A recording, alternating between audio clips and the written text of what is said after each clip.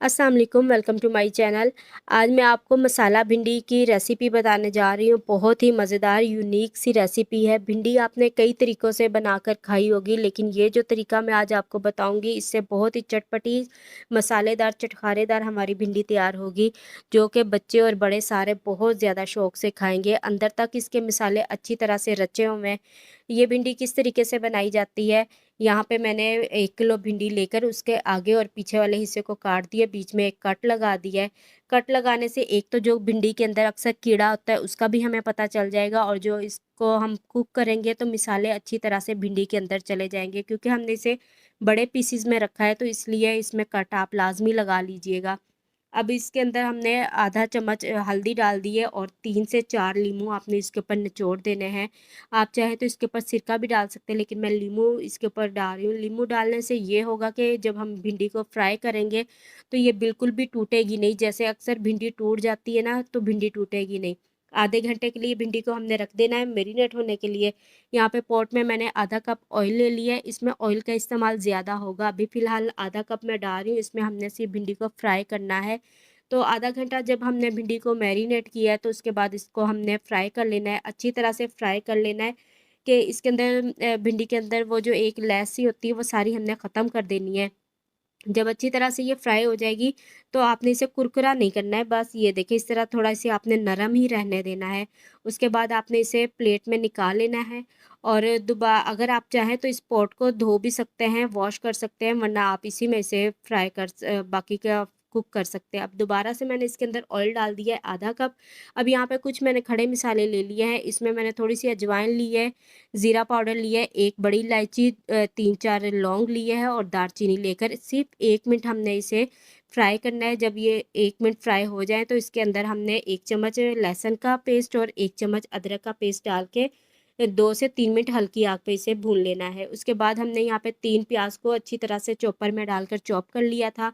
प्याज़ डालने के बाद अच्छी तरह इसे हमने मिक्स कर लेना है, और जब प्याज़ हमारे सॉफ्ट हो जाएँगे, बिल्कुल लाइट यानी कि पिंक हो जाएँगे, कलर नहीं निकालना है, तब तक हमने इसे पकाना है। कटोरी में मैंने 1 चम्मच बेसन ले लिया है, 1 चम्मच लाल मिर्च का पाउडर ले लिया है, 1 चम्मच धनिया पाउडर ले लेना है। थोड़ी-सी हमने इसमें हल्दी डालनी है, और ज़रूरत के मुताबिक नमक डाल के अच्छी तरह से हमने इसे मिक्स कर लेना है। मिक्स करने के बाद थोड़ा-सा इसमें पानी डालेंगे और इसका हमने घोल तैयार कर लेना है, और इसे हमने साइड पे रख देना है।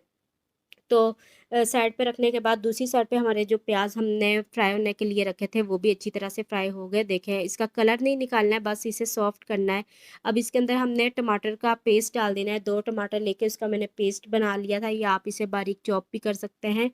तो ये डालेंगे, और जब टमाटर का सारा पानी खुश्क हो जाएगा तो इसके अंदर हमने आधा कप दही डाल देना है। दही को आपने फेंट कर डालना है, और जो मिसाले हमने तैयार किए थे, ये मिसाले इसके अंदर डाल देंगे, और सारा पानी खुश्क होने तक इस मिसाले को हमने खूब अच्छी तरह से भून लेना है। तो यहाँ पे देखिए कि ऑयल जो है इसके ऊपर आ गया है, मिसाला हमारा अच्छी तरह से भुन गया है। जब ऑयल ऊपर आ जाए तो इसका मतलब होता है कि मिसाला अच्छी तरह से भुन गया है। अब जो हमने भिंडियाँ फ्राई करके रखी थी वो सारी भिंडियाँ इसके अंदर डाल देनी है, और भिंडियों को मिसाले में अच्छी तरह से हमने कवर कर देना है। ये देखिए इस तरीके से अच्छी तरह इसे मिक्स करेंगे कि सारा मिसाला भिंडी के अंदर भी चला जाए और भिंडी के ऊपर भी लग जाए। तो अच्छी तरह जब इसे मिक्स कर लेंगे, मिक्स करने के बाद फिर आप इसमें सब्ज़ धनिया भी कटा हुआ डाल सकते हैं, जो भी आप डालना चाहें डाल सकते हैं। मैं इसमें सब्ज़ मिर्चें डाल रही हूँ, 4 सब्ज़ मिर्चें इसमें डाल देंगे, और उसके बाद इसमें हमने सिरका डाल देना है। सिरका आप इसमें 2 से 3 चम्मच डाल दें। सिरका डालने के बाद अच्छी तरह से इसे मिक्स कर लेना है, और मिक्स करने के बाद इसे हमने कवर कर देना है तकरीबन 7-8 मिनट के लिए। इसे हम दम लगा देंगे, और 7-8 मिनट के बाद फिर हम ढक्कन खोल लेंगे। तो ये देखिए माशाल्लाह से बहुत अच्छे तरीके से हमारी मसाला भिंडी बनकर तैयार हो चुकी है। तो ये देखिए बिल्कुल भी ये नहीं टूट रही है। कहीं से भी ये नहीं टूटी, और बहुत अच्छे तरीके से मिसाले भी इसके अंदर चले गए। इस टाइम ये बहुत ज़्यादा गर्म है, तो आप देख सकते हैं। बच्चे बड़े सारे ये बहुत ही शौक से खाएँगे। आप इसे सुबह नाश्ते में पराठे के साथ भी खाएँ तो बहुत ही टेस्टी, बहुत मज़ेदार लगती है। तो ये थी मेरी मसाला फ्राई भिंडी की रेसिपी। अगर वीडियो अच्छी लगे तो वीडियो को लाइक करें, चैनल पर न्यू है तो चैनल को सब्सक्राइब करें, और फेसबुक पेज को भी फॉलो कर दें। Thank you.